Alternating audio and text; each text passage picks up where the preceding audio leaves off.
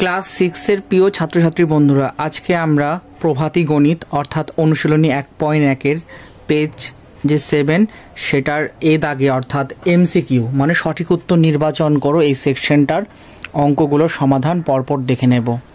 তোমাদের মধ্যে কেউ একজন বন্ধু কমেন্ট করেছিলে যে অনুশীলনী 1.1 থেকে আর কি চ্যাপ্টার ওয়াইজ করানোর জন্য, তো সেই জন্য আমি ক্লাসটা তোমাদের জন্য নিয়ে এসেছি। আর তার আগে আমি আরেকটা কথা বলতে চাইবো, সেটা হচ্ছে I am really sorry dear student, তোমাদের এতদিন অপেক্ষা করতে হয়েছে।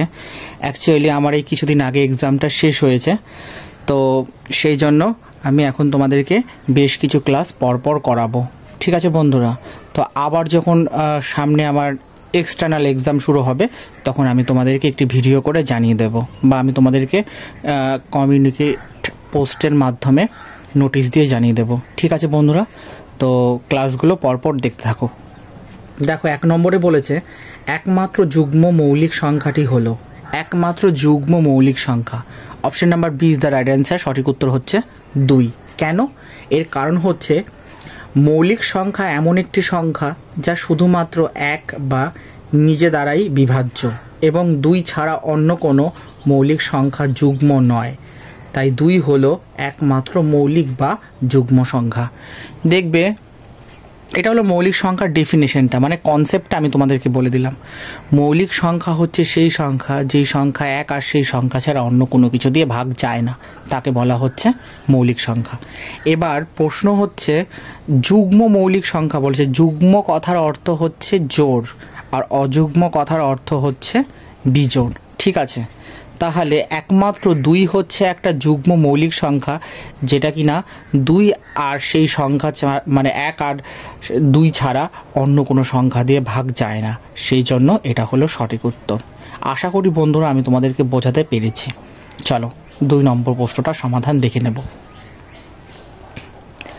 বলেছে 4 অঙ্কের বৃহত্তম যুগ্ম সংখ্যাটি হচ্ছে, 4 অঙ্কের বৃহত্তম যুগ্ম সংখ্যাটা কত হচ্ছে? Option number D is the right answer, মানে 9998।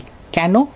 এর কারণ হচ্ছে 9998 হলো 4 অঙ্কের বৃহত্তম যুগ্ম সংখ্যা, অর্থাৎ ইহা 2 দ্বারা বিভাজ্য, সেই জন্য এটা হচ্ছে সঠিক উত্তর।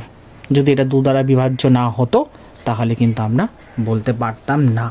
বলেছে দুটি যুগ্ম সংখ্যার সমষ্টি একটি যুগ্ম সংখ্যা, মানে দুটি যুগ্ম সংখ্যার সমষ্টি একটি, মানে ড্যাশ বা কিছু একটা সামথিং হবে, কিন্তু option number A is the right answer.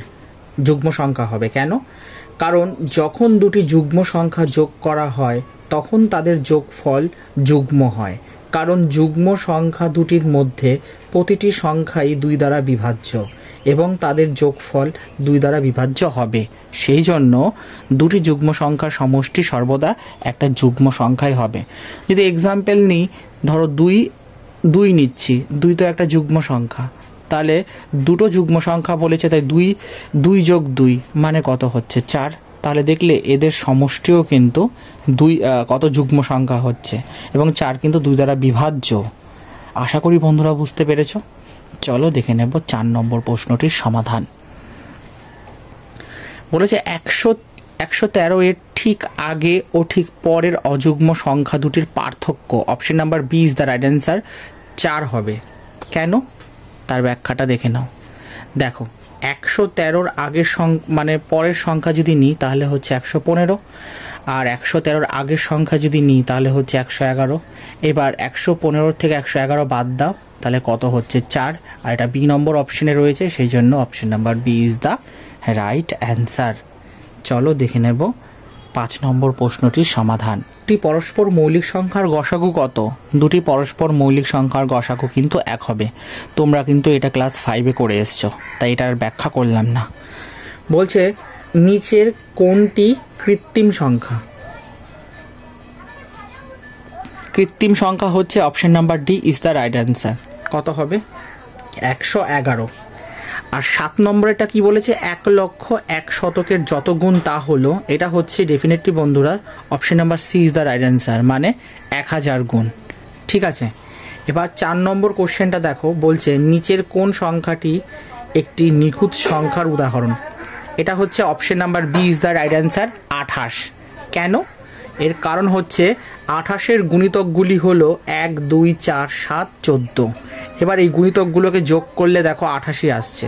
এটাই হলো নিখুঁত সংখ্যার কনসেপ্ট। আশা করি বন্ধুরা বোঝাতে পেরেছি। চলো 9 নম্বর কোশ্চেনটি সমাধান দেখে নেব। 3 অঙ্কের ক্ষুদ্রতম মৌলিক সংখ্যাটি হলো 101 হবে। Option number A is the right answer. এখন বলবে কেন? এর কারণ হচ্ছে একটি 3 অঙ্কের সংখ্যা যা শুধুমাত্র এক ও নিজেই মানে নিজ দ্বারাই বিভাজ্য, অর্থাৎ 101 কোনো সংখ্যা দিয়ে ভাগ যায় না 1 অথবা 101 ছাড়া, তাই এটি একটি মৌলিক সংখ্যা। মানে ওই মৌলিক সংখ্যার কনসেপ্ট, মানে মৌলিক সংখ্যা হচ্ছে এমন একটি সংখ্যা যেই সংখ্যা এক এবং সেই সংখ্যা ছাড়া আর অন্য কোনো কিছু দিয়ে ভাগ যায় না, সেই জন্য সেটা মৌলিক সংখ্যা। দেখো 101কে কিন্তু 1 আর 101 ছাড়া অন্য কোনো কিছু দিয়ে ভাগ যাচ্ছে না, সেই জন্য কিন্তু এটা মৌলিক সংখ্যা হলো। দেখে নেব বন্ধুরা 10 নম্বর প্রশ্নটির সমাধান। বলছে নিচের কোন সংখ্যাটি স্বাভাবিক সংখ্যা নয়? সঠিক উত্তর হচ্ছে 0। Option number D is the right answer. কেন? বলছে শূন্যকে সাধারণত স্বাভাবিক সংখ্যা বলা হয় না, কারণ স্বাভাবিক সংখ্যা হচ্ছে 1 থেকে শুরু হয় এবং ধনাত্মক পূর্ণ সংখ্যার সমষ্টি। ঠিক আছে, অর্থাৎ মানে 1 থেকে শুরু হয়ে সেটা একদম ইনফাইনাইট নাম্বার পর্যন্ত চলতে থাকে, কিন্তু শূন্যকে স্বাভাবিক সংখ্যা বলা হয় না। বোঝা গেল বন্ধুরা? 11 নম্বরটা দেখো, 4টি পৃথক অঙ্ক দ্বারা গঠিত 4 অঙ্কের বৃহত্তম সংখ্যা। Option number C is the right answer. 9876। কারণ দেখো প্রথমত 9 হচ্ছে বৃহত্তম, এরপরে দেখো 8, 7, 6 এরা প্রত্যেকে কিন্তু ডিফারেন্স নাম্বার, কেউ কারোর সঙ্গে ম্যাচ করে না, সেই জন্য এটা দিয়ে কিন্তু আমরা এইভাবে সর্বশ্রেষ্ঠ বা সর্বোচ্চ বৃহত্তম সংখ্যা আমরা বানাতে পারি যদি 9, 8, 7, 6 তোমাদেরকে দিয়ে দেওয়া হয় তাহলে। বোঝা গেল বন্ধুরা? 12 নম্বর কোশ্চেনটা দেখো, বলছে 31, 40, 86। ঠিক আছে, সংখ্যাটিতে 4-এর স্থানীয় মান আর 8-এর স্থানীয় মানের কত গুণ? Option number C is the right answer. সঠিক উত্তর হচ্ছে 50 গুণ হবে। কেন 50 গুণ হবে সেটা ডিটেল ব্যাখ্যা দেখো। 4-এর স্থানীয় মান এভাবে আমরা লিখতে পারি, 4-এর পিছনে 1000 গুণ। তারপরে 8-এর স্থানীয় মান, 8-এর পিছনে কত, 8-এর সঙ্গে 10 গুণ। এবার আমাদের কত গুণ বার করতে দিয়েছে, তাই 4000টাকে যদি আমরা 80 দিয়ে ভাগ করি তাহলে কত পাচ্ছি? 50। এই 50 গুণই হচ্ছে আমাদের সঠিক উত্তর। আর এটা কোথায় রয়েছে? অপশন নাম্বার সিতে রয়েছে, সেই জন্য option number C is the right answer. দেখে নেব বন্ধুরা 13 নম্বর প্রশ্নটির সমাধান। বলছে m একটি অযুগ্ম সংখ্যা হলে 2m+1 হবে একটি, এটা কি হবে? এটা ডেফিনেটলি হচ্ছে সঠিক উত্তর হচ্ছে option number B is the right answer, কারণ এটা হচ্ছে অযুগ্ম সংখ্যা হবে। কেন? ধরে নিচ্ছি m একটি অযুগ্ম মানে হচ্ছে বিজোড় সংখ্যা। ঠিক আছে, অর্থাৎ m = 1, 2, 3, 4 মানে 1, 3, 5, 7 নয়। বিজোড় মানে হচ্ছে জোড়াগুলো নেওয়া যাবে না, শুধু বিজোড়গুলো নিতে হবে। এইভাবে চলছে। ঠিক আছে, এবার এখন 2m+1 = এটা কীভাবে লেখা যায়? 2 গুণিত অযুগ্ম সংখ্যা। কেন কি আমরা এমটাকে বলে দিয়েছে অযুগ্ম, সেই জন্য আমরা এখানে 2 গুণিত অযুগ্ম সংখ্যা লিখলাম, যোগ 1 লিখলাম। এবার তোমাদের বোঝার জন্য আমি এটা ডিটেলে এক্সপ্লেন করে দিয়েছি। 2 গুণিত অযুগ্ম সংখ্যা সমান যুগ্ম সংখ্যা হয়, কারণ 2 দিয়ে গুণ করলে সব সংখ্যা যুগ্ম হয়ে যায়। এরপর যুগ্ম সংখ্যার সঙ্গে যখন একটা 1 যোগ করা হয় তখন সেটা কি হচ্ছে? অযুগ্ম সংখ্যা, অর্থাৎ বিজোড় হয়ে যায়। একটা উদাহরণ দিয়ে আমি তোমাদের জিনিসটা বুঝিয়ে দিয়েছি। দেখো, ধরে নিচ্ছে m = 3, তাহলে 2 এর সাথে 3 গুণ করো, তাহলে কত? 3 দুগুণে 6, এটা একটা যুগ্ম সংখ্যা। এরপর যখন এর সঙ্গে একটা 1 যোগ করে দিচ্ছি তখন সেটা 7 হয়ে যাচ্ছে, মানে অযুগ্ম হয়ে গেল। তাহলে সঠিক উত্তর কি হচ্ছে বন্ধুরা? সঠিক উত্তর হচ্ছে অযুগ্ম সংখ্যা হচ্ছে। তার মানে যেই কোনো যুগ্ম সংখ্যার সঙ্গে যখন একটা 1 যোগ করবে তখন সেটা কি হচ্ছে? যেই কোনো অযুগ্ম সংখ্যার সঙ্গে যখনই তোমরা একটা 1 যোগ করবে সেটা কি হচ্ছে? মানে যুগ্ম সংখ্যার সঙ্গে, তখন সেটা অযুগ্ম সংখ্যা হয়ে যাবে। দেখে নেব বন্ধুরা 14 নম্বর প্রশ্নটির সমাধান। বলেছে এত সংখ্যাটির অঙ্কগুলির স্থানীয় মানের সমষ্টি কত?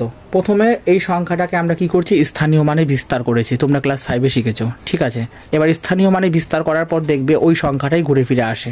তাহলে এটা কত নম্বরে রয়েছে? অপশন নাম্বার সিতে রয়েছে, সেই জন্য option number C is the right answer. আজকে লাস্ট কোশ্চেন বন্ধুরা দেখে নাও 15 নম্বর দাগের অঙ্কটি। বলেছে নিচের কোন বৈশিষ্ট্যটি স্বাভাবিক সংখ্যার ক্ষেত্রে সত্য নয়? Option number D is the right answer. কেন? বলছে দুটি স্বাভাবিক সংখ্যার ভাগফল সর্বদা একটি স্বাভাবিক সংখ্যা। ঠিক আছে, এটা হচ্ছে মানে সত্য নয় এই বিবৃতিটা, এই জন্য এটা সঠিক। ব্যাখ্যা দেখো, দুটি স্বাভাবিক সংখ্যার ভাগফল সবসময় স্বাভাবিক সংখ্যা হয় না।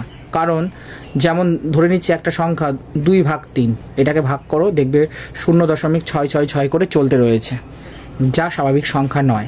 সেই জন্য এই বিবৃতিটা কিন্তু সত্য হলো না। আশা করি ক্লাস 6-এর প্রিয় ছাত্রছাত্রী বন্ধুরা তোমরা বুঝতে পেরেছ। তাহলে আজকের এই ক্লাসে আমি এত পর্যন্ত সমাপ্ত করছি। পরবর্তী ক্লাসে অর্থাৎ বি দাগের যে অঙ্কগুলো বাকি রইল সেই অঙ্কগুলো আমরা ধাপে ধাপে সমাধান দেখে নেব। বন্ধুরা, যদি আজকের এই সেশনটা ভালো লাগে তাহলে অতি অবশ্যই একটা লাইক করে দিও।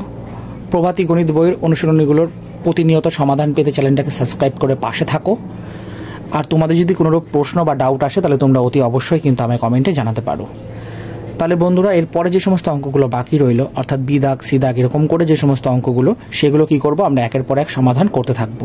আমি এখনো পর্যন্ত যতগুলো অঙ্ক তোমাদের করিয়েছি আশা করি তোমরা প্রত্যেকে সেগুলো ফেয়ার করে ফেলেছো।